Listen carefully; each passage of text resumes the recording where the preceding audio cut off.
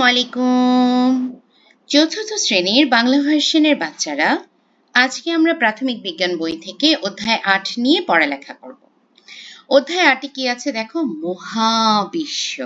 হ্যাঁ, খুবই ইন্টারেস্টিং একটা জিনিস, খুবই ইন্টারেস্টিং একটা অধ্যায় আসলে। দেখো কি বলেছে, রাতে আকাশের দিকে তাকালে আমরা কি দেখতে পাই? রাতের আকাশে সাধারণত চাঁদ এবং অসংখ্য তারা দেখতে পাই। দিনের আকাশে কেন এদের দেখা যায় না? দিনের আকাশে সূর্যের আলো অনেক বেশি, সে কারণে আমরা এদের দেখতে পাই না। আমরা শুধু সূর্যকেই দিনের বেলা দেখতে পাই। সমস্ত গ্রহ, সৌরজগৎ, নক্ষত্র, ছায়াপথ নিয়ে মহাবিশ্ব গঠিত। আচ্ছা, তাহলে মহাবিশ্ব কি নিয়ে গঠিত? গ্রহ, সৌরজগৎ, নক্ষত্র, ছায়াপথ, এগুলো নিয়ে কি গঠিত? মহাবিশ্ব গঠিত। এবং আমরা কি বুঝলাম এতক্ষণে? যে রাতের আকাশে আমরা চাঁদ আর তারা দেখতে পাচ্ছি, দিনের আকাশে সূর্যের আলোর জন্য চাঁদ আর তারাকে আমরা দেখতে পাচ্ছি না। আচ্ছা, এবার জানবো সৌরজগৎ কি। সূর্য এবং তার পরিবারের সদস্য মিলে তৈরি হয় সৌরজগৎ। সৌর মানেই হলো সূর্য, তাহলে জগৎ হলো, এটা বুঝিয়েছে যে সূর্য এবং তার পরিবার। আচ্ছা, তো তাহলে সৌরজগতের সদস্য কারা? সূর্য, গ্রহ, উপগ্রহ এবং অন্যান্য মহাকাশীয় পদার্থ। গ্রহগুলো সূর্যকে কেন্দ্র করে ঘুরছে। তার মানে কি, সূর্য থাকে একদম সেন্টার পয়েন্টে। যদি আমরা একটা বৃত্ত আঁকি, যেখানে আমরা কম্পাসটাকে তোমার কম্পাসের কাঁটাটাকে সেট করছি, সেটা হলো বিন্দু, সেখানে থাকছে সূর্য এবং তার চারপাশে করে থাকছে হলো এই যে তোমার তার সদস্যরা। তো সূর্য থেকে দূরত্ব অনুসারে গ্রহগুলোর নাম হচ্ছে বুধ, শুক্র, পৃথিবী, মঙ্গল, বৃহস্পতি, শনি, ইউরেনাস ও নেপচুন। এখন সূর্য থেকে দূরত্ব অনুসারে মানে কি? তার মানে সূর্যের সবচেয়ে কাছে হলো বুধ, তারপরে শুক্র, তারপরে পৃথিবী, তারপরে মঙ্গল, তারপর বৃহস্পতি, তারপরে শনি, তারপর ইউরেনাস, তারপর নেপচুন। তার মানে নেপচুন সবচেয়ে দূরে এবং বুধ সবচেয়ে কাছে। আচ্ছা, প্রত্যেক গ্রহের নিজস্ব বৈশিষ্ট্য রয়েছে। অনেক গ্রহের উপগ্রহ রয়েছে যা তাদের চারপাশে ঘোরে। পৃথিবীর একমাত্র উপগ্রহের নাম চাঁদ। এটা তোমাদের শূন্যস্থান, সঠিক উত্তর সবকিছুতে আসতে পারে যে পৃথিবীর একমাত্র উপগ্রহের নাম কি, অথবা পৃথিবীর কয়টি উপগ্রহ রয়েছে, এরকম ভাবে কিন্তু আসতে পারে। আচ্ছা, আমি অ্যাক্টিভিটিস গুলো করব না। আসলে এই চ্যাপ্টারটা 18 পেজের অনেক বড়। আমি রিডিং পার্টটা বুঝিয়ে দিব, বক্সগুলো সমাধান করে দিব। তো আমরা যেটা বলেছি যে একটু আগে দূরত্ব অনুসারে, যেমন দেখো সূর্য থেকে সবচেয়ে কাছে কিন্তু কে? বুধ। বুধের পরে কে? তোমার শুক্র। এইভাবে করে কিন্তু সিকোয়েন্স অনুযায়ী, এবং সবচেয়ে দূরে কে দেখো সূর্য থেকে? সে হলো নেপচুন। ঠিক আছে? আচ্ছা, গেল। এখানে কি দিয়েছে? পৃষ্ঠা নাম্বার 92-তে গ্রহের নাম এবং এমন বৈশিষ্ট্য যা অন্য গ্রহে নেই সেটা লিখতে হবে। তো চলো আমরা লিখে ফেলি। বুধ। বুধ হলো কি? সূর্যের সবচেয়ে কাছের গ্রহ। শুক্র, সবচেয়ে উজ্জ্বল গ্রহ। পৃথিবী, প্রাণের অস্তিত্ব আছে। মঙ্গল, লাল গ্রহ নামে পরিচিত। বৃহস্পতি, সৌরজগতের সবচেয়ে বড় গ্রহ। শনি, বড় বলয় রয়েছে। ইউরেনাস, বায়ুমণ্ডলে থাকা মিথেন গ্যাসের জন্য নীল মনে হয়। নেপচুন, সূর্য থেকে সবচেয়ে দূরের গ্রহ। আচ্ছা, এবার আমরা সারসংক্ষেপে যাই। 92 নম্বর পৃষ্ঠা। সৌরজগতের কেন্দ্রে রয়েছে কি? সূর্য। তাহলে এটা আসতে পারে কি? সৌরজগতের কেন্দ্রে রয়েছে ড্যাশ। সূর্যকে কেন্দ্র করে গ্রহগুলো ঘুরে। কাছের গ্রহগুলোর তুলনায় দূরের গ্রহগুলোর সূর্যের চারদিকে ঘুরে শুরুর অবস্থানে ফিরে আসতে বেশি সময় লাগে। খুব স্বাভাবিক। তোমার ধরো নেপচুন তো কি আছে? সবচেয়ে দূরে আছে, তো সে ঘুরে তোমার শুরুর অবস্থানে মানে কি? আমি তোমাকে একটু ছবিটা দেখিয়ে বোঝাই। যেমন এই যে নেপচুনের কথা যদি বলি, তো নেপচুন ধরো ঘুরে, এটা তার শুরুর অবস্থান। এখন এই অবস্থান থেকে, আরে ফ্রি হ্যান্ডে আঁকতে গেলে আসলে হাতে আঁকা সহজ, কম্পিউটারে আঁকাটা একটু কঠিন। আচ্ছা যাই হোক, আমি একটু বুঝিয়ে দিই। ধরো এই যে পুরাটা রাস্তা ঘুরে এভাবে করে সে তার পূর্বের অবস্থানে আসতে যত সময় লাগবে, তুমি একটু বুধকে চিন্তা করো। বুধের কি সেই সময় লাগবে? যে দেখো বুধ এতটুকু জায়গা শুধুমাত্র ঘুরে আসবে, আর নেপচুন দেখো কতটুকু জায়গা সার্কেল করে তাকে কিন্তু ঘুরতে হচ্ছে। সেম এরকমই ব্যাপারটা, যে যত দূরে তত তাদের কিন্তু সময় লাগছে বেশি। এটাই বলেছে যে কাছের গ্রহগুলোর তুলনায় দূরের গ্রহগুলোর সূর্যের চারদিকে ঘুরে শুরুর অবস্থানে ফিরতে বেশি সময় লাগে। সৌরজগতের গঠন সম্পর্কে আরো কিছু জানি। কি জানবো? আমরা জেনেছি সৌরজগতের কেন্দ্রে সূর্য অবস্থান করে।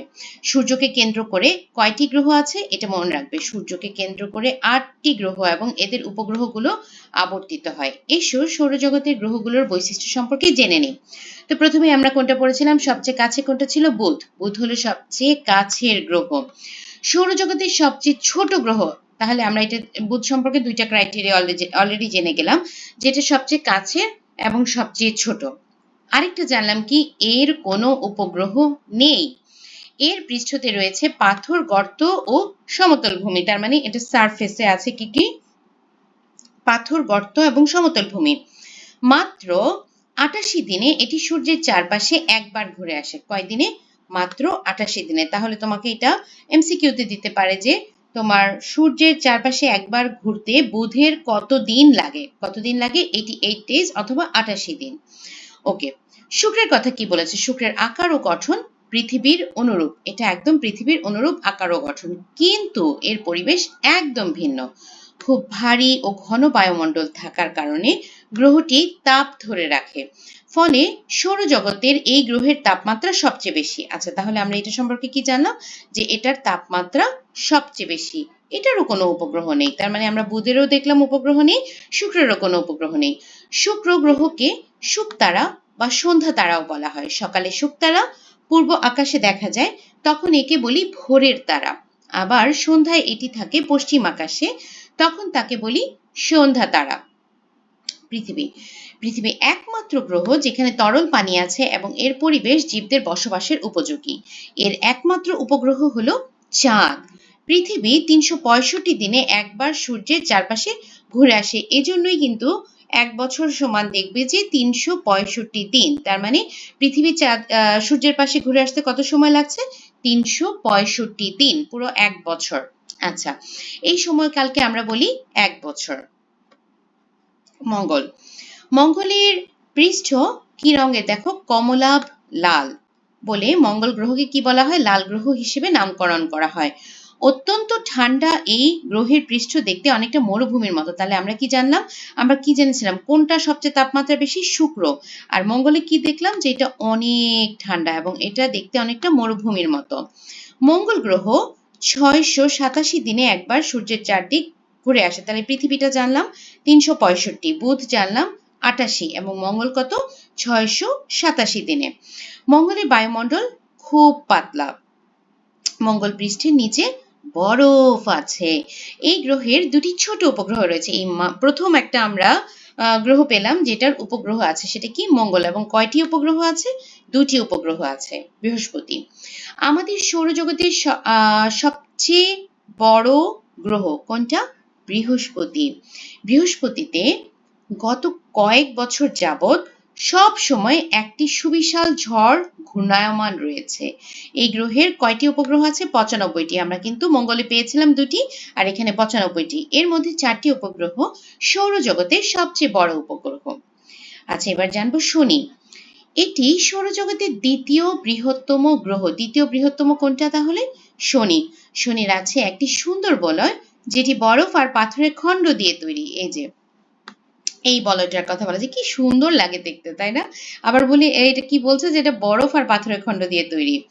আচ্ছা, এর ১৪৬টি উপগ্রহ রয়েছে। ওরে বাবা, অনেক। আচ্ছা, এবার আমরা কি? এবার আমরা পড়ছি ইউরেনাস নিয়ে। এটি পৃথিবীর উপর পানি, মিথেন ও অ্যামোনিয়ার বরফ দিয়ে গঠিত। কি কি দিয়ে গঠিত? পানি, মিথেন ও অ্যামোনিয়ার বরফ। এটি সৌরজগতের তৃতীয় বৃহত্তম গ্রহ। এর বায়ুমণ্ডলে থাকা মিথেন গ্যাসের কারণে ইউরেনাসকে দেখতে নীল মনে হয়। এই গ্রহের ২৮টি উপগ্রহ রয়েছে। নেপচুন। নেপচুন সূর্য থেকে সবচেয়ে দূরবর্তী গ্রহ। এর গঠন ও বায়ুমণ্ডল ইউরেনাসের মতো। এটি দেখতেও ইউরেনাসের মতোই নীল। তার মানে নীল রঙের কোনটা কোনটা? ইউরেনাস এবং নেপচুন। সৌরজগতের মধ্যে সবচেয়ে জোরে বায়ু প্রবাহ এবং ঝড় হয় এই গ্রহে। নেপচুনের রয়েছে ১৬টি উপগ্রহ। আচ্ছা, এখন আমরা যে পড়েছিলাম যে পৃথিবীর একমাত্র উপগ্রহ কোনটি? চাঁদ। এখন আমরা সেই চাঁদ সম্পর্কে জানবো। সূর্যকে কেন্দ্র করে যেমন গ্রহরা ঘোরে, তেমনি গ্রহকে কেন্দ্র করে ঘোরে উপগ্রহ। উপগ্রহের আকার গ্রহ থেকে অনেক ছোট। উপগ্রহ দুই প্রকার, কি? প্রাকৃতিক ও কৃত্রিম বা মানুষের পাঠানো। তার মানে কি? প্রাকৃতিক এবং কৃত্রিম বা মানুষের পাঠানো, এটা হলো দুই রকম উপগ্রহ পাওয়া যায়। পৃথিবীর একমাত্র প্রাকৃতিক উপগ্রহ কোনটা? চাঁদ। আমরা একটু আগেও পড়েছি। কৃত্রিম উপগ্রহ হলো একটি মানুষের তৈরি বস্তু যা পৃথিবীর চারপাশে ঘোরে। এগুলো স্যাটেলাইট নামে পরিচিত। যোগাযোগ, আবহাওয়া পর্যবেক্ষণ, বৈজ্ঞানিক এবং সামরিক গবেষণা সহ বিভিন্ন কাজের জন্য এই স্যাটেলাইটগুলো মহাকাশে পাঠানো হয়। বাংলাদেশেরও একটি স্যাটেলাইট আছে যার নাম বাংলাদেশ স্যাটেলাইট 1। আচ্ছা, চাঁদের আকৃতি কিভাবে পরিবর্তিত হয়? খুবই সুন্দর। দেখো চাঁদের বিভিন্ন আকৃতি। তো কি দেখতে পাচ্ছি আমরা? এটা পুরোটা কালো, এটা পুরোটা সাদা, তারপর এটা হলো যে হাফ, হাফ তো এটা হাফ ক্রিসেন্ট, হ্যাঁ, এবং এগুলা হলো যে একদমই ছোট ছোট ক্রিসেন্ট আকৃতির। এখন আমরা এগুলা নিয়ে পড়বো যে আমরা যদি রাতে ভালোভাবে চাঁদ দেখি তাহলে দেখতে পাবো চাঁদের আকৃতি কখনো কখনো বড় এবং গোল, আবার কখনো কখনো তা ছোট এবং অর্ধ গোলাকার। চাঁদের উজ্জ্বল অংশের আকৃতি পরিবর্তনই হচ্ছে চাঁদের দশা। তাহলে চাঁদের দশা কোনটা? চাঁদের উজ্জ্বল অংশের আকৃতি পরিবর্তন।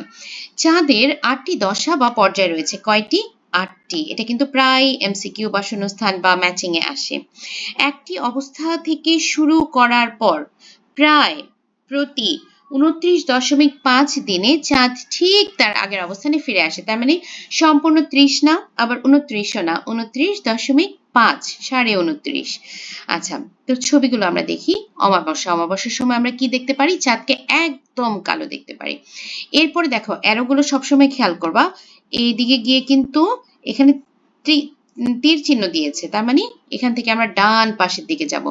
তারপরে কি হয়? ক্রমশ বৃদ্ধি পাওয়া ক্রিসেন্ট, প্রথম চতুর্থাংশ চাঁদের আলোকিত অংশের ক্রমশ বৃদ্ধি। পূর্ণিমা চাঁদের আলোকিত অংশের ক্রমশ হ্রাস। এই যে আবার পূর্ণিমা হয়ে গেল ফুলমুন। ফুলমুন হওয়ার পরে কিন্তু আবার কমা শুরু করেছে, ক্রমশ হ্রাস। শেষ চতুর্থাংশ ক্রমশ হ্রাস পাওয়া ক্রিসেন্ট। আচ্ছা, গেল। অমাবস্যা কোনটা? এই সময় চাঁদের যে দিকটি পৃথিবীর দিকে থাকে সে দিকটি সম্পূর্ণ ছায়ায় ঢেকে যায়। কি বলেছে দেখো? অমাবস্যা। অমাবস্যা মানে কি? আমরা কিন্তু আকাশে কোনো কিছু দেখতে পাচ্ছি না, একদম কালো, হ্যাঁ। তার মানে কি? চাঁদের যে দিকটা পৃথিবীর দিকে আছে সে দিকটি সম্পূর্ণ ছায়ায় ঢেকে যায়, ফলে পৃথিবী থেকে চাঁদ দেখা যায় না। যখন চাঁদ পৃথিবী ও সূর্যের মধ্যে অবস্থান করে তখন এটি ঘটে। তার মানে অমাবস্যার সময় কোথায় চাঁদ অবস্থান করছে? চাঁদ পৃথিবী এবং সূর্যের মধ্যে অবস্থান করছে। আচ্ছা, ক্রমশ বৃদ্ধি পাওয়া ক্রিসেন্ট। অমাবস্যার পরে চাঁদের পৃষ্ঠ ধীরে ধীরে আরো বেশি উজ্জ্বল হয়, একে বলে ক্রমশ বৃদ্ধি পাওয়া ক্রিসেন্ট। প্রথম চতুর্থাংশে কি হয়? চাঁদ যখন পৃথিবীর চারপাশে তার কক্ষপথের প্রায় 1/4 ঘুরে আসে তখন চাঁদের ভূমির অর্ধেক আলোকিত হয়, ফলে চাঁদকে অর্ধগোলাকার আকৃতির দেখায়। আলোকিত অংশের ক্রমশ বৃদ্ধি। প্রথম চতুর্থাংশের পর ধীরে ধীরে চাঁদের পৃষ্ঠের অর্ধেকেরও বেশি আলোকিত হয়। পূর্ণিমা, এই সময় চাঁদ সম্পূর্ণ আলোকিত হয় এবং পৃথিবী থেকে চাঁদকে পুরোপুরি গোলাকার দেখা যায়। কবি কি বলেছেন? যে পূর্ণিমার চাঁদ যেন ঝলসানো রুটি।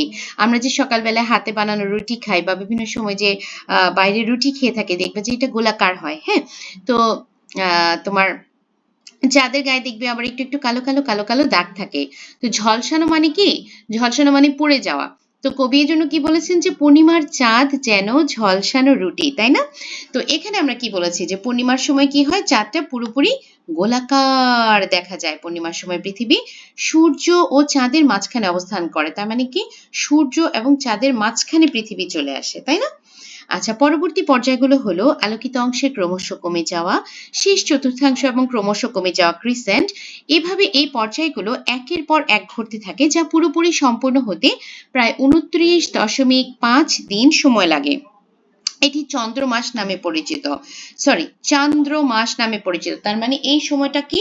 এই যে 29.5 দিন, এই সময়টাকে চান্দ্রমাস নামে পরিচিত। আচ্ছা, পূর্ণিমা এবং অমাবস্যা কিভাবে হয় এখন আমরা এটা নিয়ে পড়ব। এই যে দেখো, অমাবস্যার সময় চাঁদ সূর্য এবং পৃথিবীর মাঝখানে থাকে। এই অবস্থানে চাঁদের আলোকিত অংশটি পৃথিবী থেকে দেখা যায় না। পূর্ণিমার সময় পৃথিবী সূর্য ও চাঁদের মাঝখানে থাকে। এই সময় চাঁদের সম্পূর্ণ আলোকিত অংশটি পৃথিবী থেকে দেখা যায়। তোমরা কি ব্যাপারটা ক্লিয়ার হয়েছ? আশা করি তোমরা বুঝতে পেরেছ। আচ্ছা, চাঁদ কিভাবে আলোকিত হয়? দেখো এখানে 8টা জিনিসের ছবি দিয়েছে। জোনাকি পোকা, ফড়িং, বাল্ব, আয়না, সূর্য, পৃথিবী, টর্চ লাইট, উজ্জ্বল পাথর, এরকম টোটাল 8টা জিনিসের ছবি দেওয়া হয়েছে। তো এই 8টা জিনিসের মধ্যে কে আলো উৎপন্ন করে এবং কে আলো উৎপন্ন করে না সেটা বলতে হবে। তো ঠিক আছে, আমরা বলি ফেলি। চলো, আলো উৎপন্ন কি কি করছে? আলো উৎপন্ন করছে সূর্য, বাল্ব, জোনাকি পোকা, টর্চ লাইট। আর কে কি করছে না? ফড়িং, পৃথিবী, আয়না, উজ্জ্বল পাথর, এরা আলো উৎপন্ন করছে না।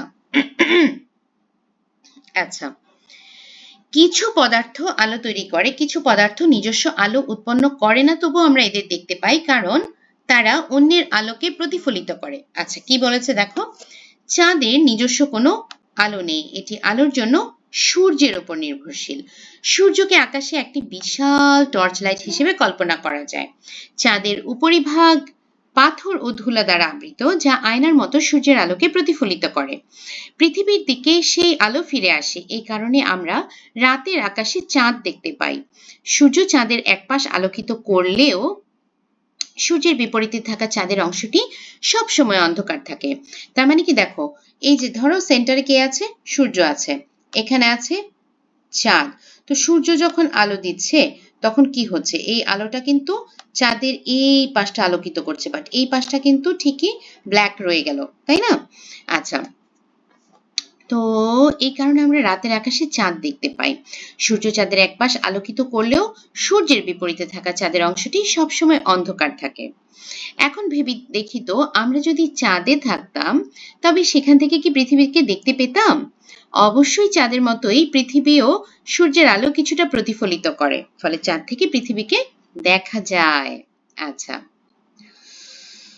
এই যে দেখো তোমার এখানে চাঁদের কিছু ছবি দেওয়া আছে। এখানে উচ্চভূমি দেখানো হয়েছে, এখানে সমতল ভূমি, এখানে গর্ত এবং এখানে বালু দেখানো হয়েছে। আচ্ছা, এখন কি বলেছে? চাঁদের উপরিভাগের সাথে পৃথিবীর উপরিভাগের পার্থক্যগুলো নিচের ছকে লিখি। ওকে ফাইন, লিখে ফেলেই চলো। চাঁদের পৃষ্ঠে অনেক গর্ত রয়েছে বা আছে, পৃথিবীর পৃষ্ঠে এমন কোনো গর্ত সাধারণত নেই। চাঁদে বাতাস নেই, পৃথিবীতে বাতাস আছে। চাঁদে পানি নেই, পৃথিবীতে পানি আছে। চাঁদে গাছপালা নেই, পৃথিবীতে গাছপালা আছে। চাঁদের পৃষ্ঠে বালুর স্তর আছে, পৃথিবীতে মাটি, পানি, বনভূমি ও বিভিন্ন ভূ-প্রকৃতি আছে। চাঁদে কোনো প্রাণী বা মানুষের বসবাস নেই, পৃথিবীতে মানুষ ও অন্যান্য প্রাণীর বসবাস আছে। দেখলাম। এবার উচ্চভূমি, আচ্ছা, এখানে একটা দিয়েছে যে তোমার সহপাঠীদের সাথে আলোচনা করে চাঁদের উজ্জ্বলতা যে সব জায়গায় কি সমান কিনা এটা তোমরা কি বুঝো এটা বলতে বলেছে। তো আসলে চাঁদের কিছু অংশ বেশি উজ্জ্বল দেখা যায়, আবার চাঁদের কিছু অংশ কম উজ্জ্বল বা অপেক্ষাকৃত গাঢ় দেখা যায়। আচ্ছা, খালি চোখে পূর্ণিমার চাঁদের দিকে তাকালে দেখা যায় চাঁদের উজ্জ্বল অংশের পাশাপাশি কম উজ্জ্বল অংশও রয়েছে। চাঁদের দিকে তাকালে যে কম উজ্জ্বল অংশ দেখা যায় তাকে আমরা বলি চাঁদের কলঙ্ক। আচ্ছা, দূর থেকে পুরো চাঁদকে দেখলে এর গায়ে হালকা ও গাঢ় দুই রঙের অঞ্চল দেখা যায়।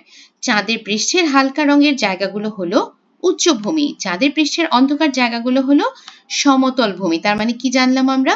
যে হালকা রঙের জায়গাগুলো উচ্চভূমি এবং অন্ধকার জায়গাগুলো হলো সমতল ভূমি। এখন একটু ডিটেলসে পড়ি। বহু বছর ধরে মহাকাশ থেকে উল্কা ও অন্যান্য মহাজাগতিক বস্তু চাঁদের গায়ে প্রবল বেগে পড়ছে, ফলে বিভিন্ন আকারের গর্তগুলো তৈরি হয়। এই যে জোরে জোরে গিয়ে পড়ে, তো গর্তগুলো তৈরি হচ্ছে। সেই সাথে উৎপন্ন হয়েছে বিশেষ ধরনের বালু, যাকে রেগোলিথ বলা হয়। আচ্ছা, চাঁদের বিশেষ ধরনের বালুকে তাহলে কি বলা হয়? রেগোলিথ। এটি চাঁদের পৃষ্ঠকে ধুলোময় ময়লার একটি স্তরের মতো ঢেকে রাখে। চাঁদ এবং পৃথিবীর পৃষ্ঠের মধ্যে আরও একটি বড় পার্থক্য হলো চাঁদে কোনো পানি পাওয়া যায় না। চাঁদে পৃথিবীর মতো বাতাস ও বৃষ্টিপাত নেই। আমাদের পৃথিবীতে যেমন পাথর আছে, চাঁদেরও তা আছে। দূর থেকে তোলা চাঁদের ছবিতে হালকা রঙের অঞ্চলগুলো হলো উচ্চভূমি। হালকাগুলো কি? উচ্চভূমি। এরা চাঁদের পৃষ্ঠের বেশিরভাগ অংশ তৈরি করে। এই অঞ্চলগুলো অ্যালুমিনিয়াম ও ক্যালসিয়াম সমৃদ্ধ এক ধরনের শিলা দিয়ে তৈরি বা গঠিত, যাতে আলো ভালোভাবে প্রতিফলিত হয়। তার মানে কি আমরা বুঝলাম যে উচ্চভূমি থেকে আলো ভালোভাবে প্রতিফলিত হচ্ছে। কেন? কারণ ওখানে অ্যালুমিনিয়াম এবং ক্যালসিয়াম সমৃদ্ধ শিলা দিয়ে তৈরি। আচ্ছা, চন্দ্রপৃষ্ঠ জুড়ে ছড়িয়ে ছিটিয়ে আছে মারিয়া নামক কালো মসৃণ সমভূমি। যদি জিজ্ঞেস করে যে চাঁদের গায়ে যে কালো দাগ আছে বা মসৃণ সমভূমি আছে, তার নাম কি? তার নাম হলো মারিয়া। দেখবা যে আমাদের অনেকের বন্ধু বান্ধবীর নাম কিন্তু মারিয়া থাকে বা পরিচিত মানুষজন থাকে, তো সেই নামই মারিয়া। এখানকার শিলা প্রাচীন আগ্নেয়গিরির অগ্নুৎপাত হতে তৈরি। ওরে বাবা, চিন্তা করতে পারো যে আগ্নেয়গিরির অগ্নুৎপাত থেকে শিলা তৈরি এখানে। আশেপাশের উচ্চভূমির তুলনায় এখানে থাকা বালু কম প্রতিফলন করে বলে এদের তুলনামূলক কালো দেখায়। প্রতিফলন মানে কি? Reflection, right? তো আলো আসলে আলোটাকে কম রিফ্লেক্ট করছে, এজন্যই কালো দেখাচ্ছে। ছায়াপথ। মহাবিশ্ব অনেক বড়। অসংখ্য ছায়াপথ বা গ্যালাক্সি দিয়ে মহাবিশ্ব গঠিত। মহাবিশ্বের অতি ক্ষুদ্র অংশ, যাতে নক্ষত্রের বিশাল সমাবেশ রয়েছে, তাকে গ্যালাক্সি বা ছায়াপথ বলে। তোমাদের প্রশ্ন আসতে পারে যে গ্যালাক্সি বা ছায়াপথ কাকে বলে? আমাদের সৌরজগৎ যে ছায়াপথে রয়েছে তার নাম মিল্কি ওয়ে বা আকাশগঙ্গা। সূর্য সৌরজগতের একমাত্র নক্ষত্র। মাথায় ঢুকিয়ে ফেলো যদি জিজ্ঞেস করে ড্যাশ সৌরজগতের একমাত্র নক্ষত্র সূর্য। সূর্য সৌরজগতের একমাত্র ড্যাশ নক্ষত্র। নক্ষত্র জিনিসটা কি? নক্ষত্র হচ্ছে জ্বলন্ত গ্যাসের একটি বিশাল কুণ্ডলী, যার নিজস্ব আলো, তাপ ও অন্যান্য শক্তি রয়েছে। অন্যান্য নক্ষত্র সূর্য থেকে ছোট দেখায় কারণ এগুলো অনেক দূরে অবস্থিত। আচ্ছা, এখানে চলে যাই। আমাদের সৌরজগতের একমাত্র নক্ষত্র সূর্য মিল্কি ওয়ে নামক ছায়াপথের একটি ক্ষুদ্র অংশ, যা কাগজের ছোট বিন্দুটি দ্বারা বোঝানো হয়েছে। আচ্ছা, এটা আমি আসলে এভাবে না যে আমি একদম ডিটেলস এগুলোতে পড়াতে চলে যাই তোমাদের। নক্ষত্র মণ্ডল। নক্ষত্র মণ্ডল জিনিসটা কি? মণ্ডল মানেই বুঝবা যে অনেক কিছুর কথা বলা হয়েছে। তাহলে নক্ষত্রগুলো জোট বেঁধে অবস্থান করে, এই জন্য নক্ষত্র মণ্ডল নাম দেওয়া হয়েছে। রাতের আকাশে নক্ষত্রের এই জোট কোনো ব্যক্তি, বস্তু বা প্রাণীর ন্যায় বিশেষ আকৃতির সৃষ্টি করে। বিশেষ আকৃতি সম্পন্ন নক্ষত্রের এই জোটকে নক্ষত্র মণ্ডল বলে। কালপুরুষ এমনই একটি নক্ষত্র মণ্ডল। দেখো ব্যাপারটা কি, এই যে এটা হলো নক্ষত্র মণ্ডলের ছবি। দেখবা রাতের আকাশে স্পেশালি শরতের রাতের আকাশে দেখবা যে অনেক তারা দেখা যায়। তুমি চাইলেই কিন্তু একটা ইমাজিনারি লাইন ড্র করে তোমার এরকম একটা নক্ষত্র মণ্ডল তুমি ড্র করতে পারবা। যেমন এখানে দেওয়া আছে, দেখো এই যে এমন এমন এমন আবার এমন এমন, হ্যাঁ। তো এরকম এই যে এরকম ড্র করা যায়, একটা আকৃতি দেওয়া যায়, এটাকে তোমার নক্ষত্র মণ্ডল বলে। এবং এরকম আবার কিছু নক্ষত্র মণ্ডলের নামও আছে। তো একটা নাম কি? কালপুরুষ। তাহলে তোমাদের বলতে পারে যে একটি নক্ষত্র মণ্ডলের নাম লেখো, সেটি কি? কালপুরুষ। ছায়াপথ। একটি ছায়াপথে অনেক নক্ষত্র থাকে। মিল্কি ওয়ে ছায়াপথ দেখতে সাপের মতো আঁকাবাঁকা। কেমন? সাপের মতো আঁকাবাঁকা। রাতে আমরা যেসব নক্ষত্র এবং গ্রহ দেখতে পাই সেগুলো এই ছায়াপথের অন্তর্ভুক্ত। সূর্য মিল্কি ওয়ে ছায়াপথের কেন্দ্রের চারপাশে আবর্তিত হয়। ধূমকেতু। ধূমকেতু হলো সূর্যকে কেন্দ্র করে ঘোরা সৌরজগতের ছোট বস্তু, যা বরফ, ধূলিকণা এবং পাথর দ্বারা গঠিত। এটি যখন সূর্যের কাছাকাছি আসে তখন এর বরফ এবং অন্যান্য উদ্বায়ী পদার্থ গ্যাসে রূপান্তরিত হয়, ফলে এর একটি মাথা এবং একটি লেজ সৃষ্টি হয়। হেলির ধূমকেতু সবচেয়ে বিখ্যাত ধূমকেতু। তাহলে তোমাদের নাম আসতে পারে যে একটি ধূমকেতুর নাম দেখো, সেটা তখন তোমরা লিখতে পারবে যে হেলির ধূমকেতু। এটি প্রতি ৭৬ বছরে একবার সূর্যকে প্রদক্ষিণ করে। চিন্তা করতে পারো 76 ইয়ার্স পর পর সে একবার সূর্যের সাথে দেখা করে, মানে সূর্যকে প্রদক্ষিণ করে আর কি, প্রদক্ষিণ করে।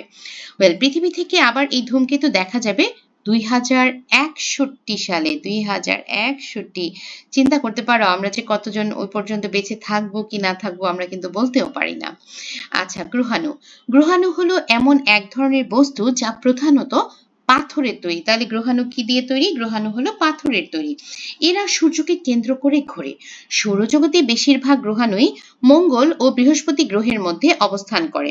কিছু কিছু গ্রহাণুর চাঁদের মতো উপগ্রহ রয়েছে।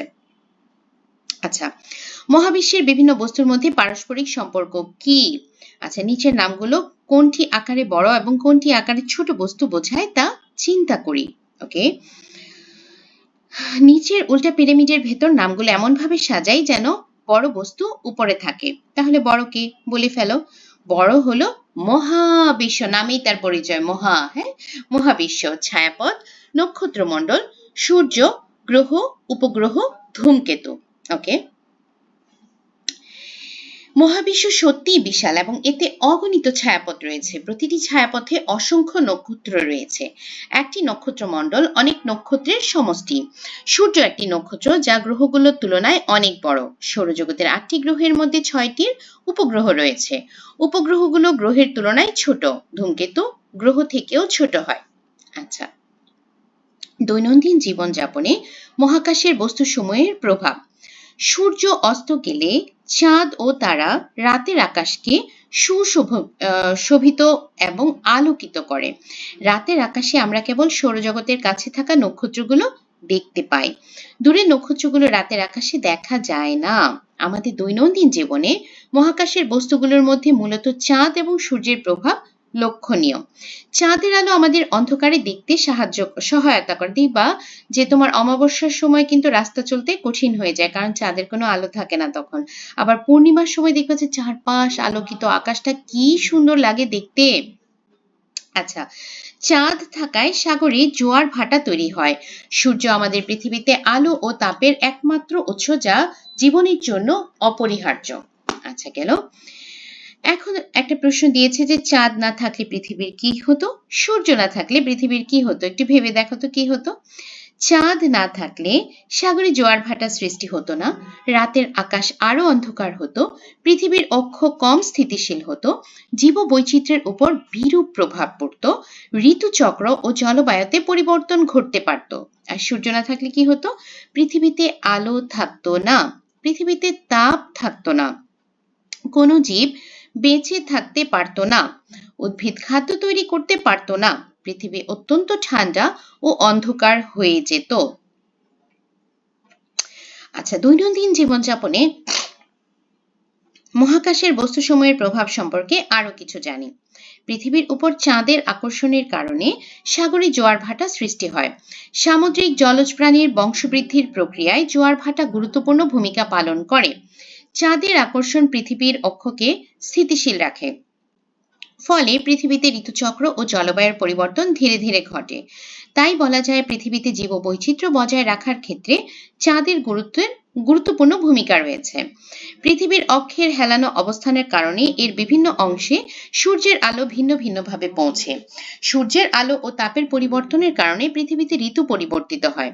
সূর্যের চারপাশে পৃথিবীর সম্পূর্ণ একবার আবর্তন করার সময় হলো 1 বছর বা 365 দিন। কৃষিকাজ, সামাজিক ও সাংস্কৃতিক কার্যক্রম এবং ধর্মীয় উৎসবের জন্য বছরের সময়সূচি গুরুত্বপূর্ণ। ওকে, আমরা তাহলে 18 পৃষ্ঠার রিডিং শেষ করতে পারলাম নাকি? 18 তো হয়নি, আসলে একটু কম হয়েছে কারণ এরপরে অনুশীলনী আছে। এখন আমরা অনুশীলনীতে আসতে পেরেছি। তো চলো আমরা আগে সঠিক উত্তর, শূন্যস্থান, ডান পাশের সাথে বাম পাশ মিলকরণ, এগুলো আমরা করে ফেলি। আচ্ছা, তাহলে সঠিক উত্তর কি? চাঁদের নিজস্ব আলো নেই কারণ এটি সূর্যের আলো প্রতিফলিত করে। পূর্ণিমায় কি ঘটে? পৃথিবী থাকে সূর্য ও চাঁদের মাঝখানে। আচ্ছা, কৃত্রিম উপগ্রহ ব্যবহৃত হয় যোগাযোগ ও আবহাওয়া পর্যবেক্ষণে। শূন্যস্থান পূরণ। শুক্র গ্রহকে সন্ধ্যা তারা এবং শুকতারা বলা হয়। সৌরজগতের কেন্দ্রে রয়েছে সূর্য। চান্দ্রমাসে চাঁদ 29.5 দিনে তার পুরনো অবস্থানে ফিরে আসে। ম্যাচিং। আচ্ছা, এখানে যেটা হয়েছে এবার বইতে, দেখো আমরা একটু পড়ি। মঙ্গল গ্রহ, এটাকে লাল গ্রহ বলা হয়। আমরা কি পড়েছিলাম? কমলা লাল রঙের একটা গ্রহ, এই জন্য এটাকে কি বলা হচ্ছে? লাল গ্রহ। বুধের ক্ষেত্রে আমরা কি পড়েছি মনে আছে? বুধটা হলো পৃথিবীর সূর্যের সবচেয়ে কাছের গ্রহ। শুক্রের ক্ষেত্রে কি পড়েছি? তাপমাত্রা সবচেয়ে বেশি। পৃথিবীর ক্ষেত্রে কি পড়েছি? পৃথিবীর ক্ষেত্রে পড়েছি বা আমরা জানি সেটি কি? এর পরিবেশ জীবদের বসবাসের উপযোগী। আর নেপচুনের ক্ষেত্রে আমরা কি জানি? সূর্য থেকে সবচেয়ে দূরের গ্রহ। এবার যেটা করেছে বইতে, ডান পাশ এবং বাম পাশ মিল করা, এটা ভুলেও হতে পারে বা ইচ্ছাকৃতভাবেও হতে পারে, যে উত্তরটা যেভাবে ঠিক সেভাবেই বক্সটা দেওয়া হয়েছে। আচ্ছা, এবার আমরা যাব সংক্ষিপ্ত এবং বর্ণনামূলক প্রশ্নে। আমার সংক্ষিপ্ত আছে 4টা প্রশ্ন এবং বর্ণনামূলক আছে 3টা প্রশ্ন। আচ্ছা, তো সংক্ষিপ্ততে প্রথমটা কি? সৌরজগতের কয়টি গ্রহ রয়েছে? কি কি? সৌরজগতে মোট 8টি গ্রহ রয়েছে। সূর্য থেকে দূরত্বের ক্রমানুসারে গ্রহগুলো হলো বুধ, শুক্র, পৃথিবী, মঙ্গল, বৃহস্পতি, শনি, ইউরেনাস ও নেপচুন। এইসব গ্রহ সূর্যকে কেন্দ্র করে নিজ নিজ কক্ষপথে আবর্তন করে। প্রত্যেক গ্রহের নিজস্ব বৈশিষ্ট্য রয়েছে এবং অনেক গ্রহের উপগ্রহ রয়েছে। পৃথিবীর উপযোগী পরিবেশ কি কি কারণে তৈরি হয়েছে?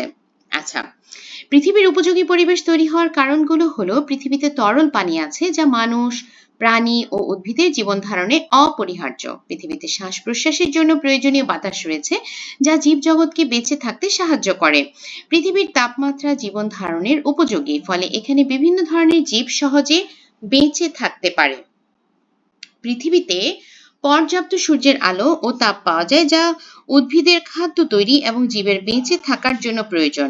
পৃথিবীর বায়ুমণ্ডল ক্ষতিকর রশ্মি থেকে জীবজগৎকে রক্ষা করে, ফলে পৃথিবীর পরিবেশ নিরাপদ থাকে। এসব কারণে পৃথিবীতে মানুষ, প্রাণী ও উদ্ভিদের জীবন ধারণ সম্ভব হয়েছে।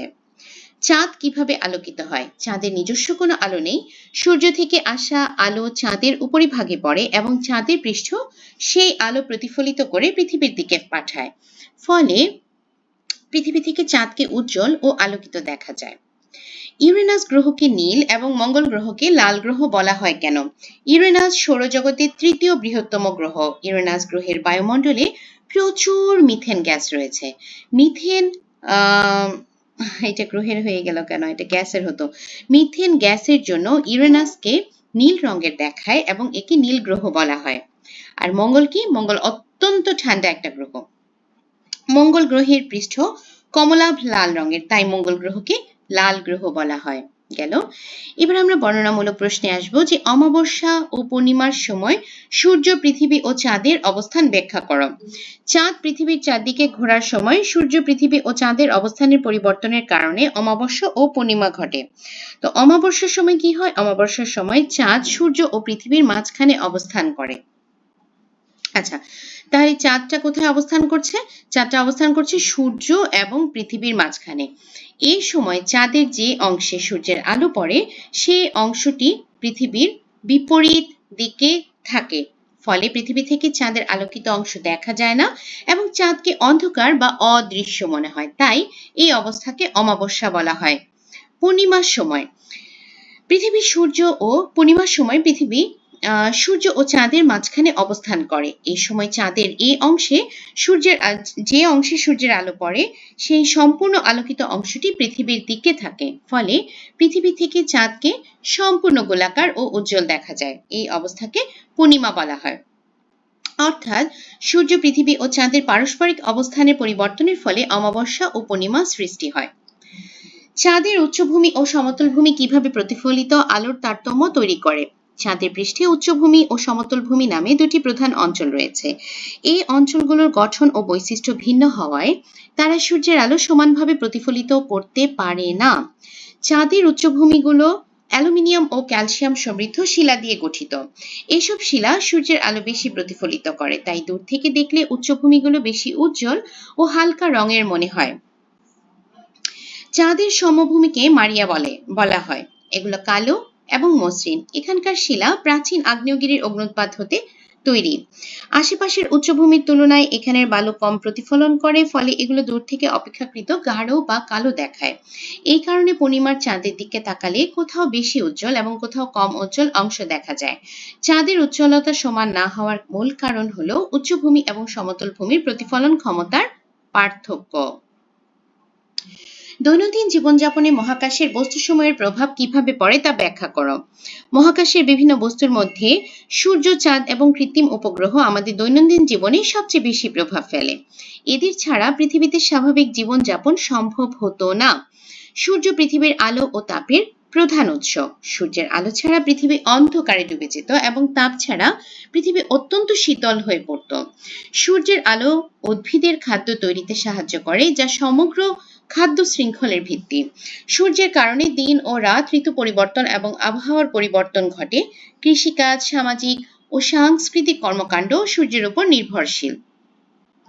চাঁদ পৃথিবীর উপর মহাকর্ষীয় আকর্ষণ প্রয়োগ করে চাঁদ পৃথিবীর উপর মহাকর্ষীয় আকর্ষণ প্রয়োগ করে, যার ফলে সাগরে জোয়ার ভাটা সৃষ্টি হয়। জোয়ার ভাটা সামুদ্রিক প্রাণীদের জীবনচক্র এবং বংশবৃদ্ধিতে গুরুত্বপূর্ণ ভূমিকা রাখে। চাঁদ পৃথিবীর অক্ষকে স্থিতিশীল রাখে, ফলে ঋতুচক্র ও জলবায়ুর পরিবর্তন ধীরে ধীরে ঘটে। এছাড়া চাঁদের আলো রাতের পরিবেশকে আলোকিত করে এবং রাতের সৌন্দর্য বৃদ্ধি করে। কৃত্রিম উপগ্রহ বা স্যাটেলাইট যোগাযোগ ব্যবস্থা, টেলিভিশন সম্প্রচার, মোবাইল ফোন, ইন্টারনেট, আবহাওয়া পূর্বাভাস, দুর্যোগ ব্যবস্থাপনা এবং বৈজ্ঞানিক গবেষণায় গুরুত্বপূর্ণ ভূমিকা পালন করে। বর্তমানে আধুনিক জীবনযাত্রার অনেক সুবিধাই স্যাটেলাইটের উপর নির্ভরশীল। সুতরাং সূর্য, চাঁদ ও অন্যান্য মহাকাশীয় বস্তুর প্রভাব আমাদের জীবন, পরিবেশ, কৃষি, যোগাযোগ ও প্রযুক্তির সঙ্গে গভীরভাবে সম্পর্কিত। এদের প্রভাব ছাড়া পৃথিবীতে জীবন ধারণ ও সভ্যতার বিকাশ সম্ভব হতো না। তো ছোট্ট বন্ধুরা, এই অধ্যায়টা হয়ে গেছে। এই অধ্যায়ের জন্য অনেক রিকোয়েস্ট ছিল, কিন্তু আসলে সময় করে উঠতে পারিনি, সেজন্য দেরি হয়ে গেছে, এজন্য অত্যন্ত দুঃখিত। তো আশা করি যারা ভিডিওটা পুরোটা দেখেছো মনোযোগ দিয়ে তোমরা বুঝতে পেরেছো। এই অধ্যায়টা হয় কি, বুঝতে পারলে লেখা সহজ হয়, আর বুঝতে না পারলে যদি তুমি শুধু মুখস্থ করতে চাও তাহলে তোমার জন্য খুবই কঠিন হয়ে যাবে। তো যাই হোক, আজকের মতো শেষ করছি। সবাই সুস্থ থাকো, ভালো থেকো, আমার জন্য দোয়া করো। আল্লাহ হাফিজ।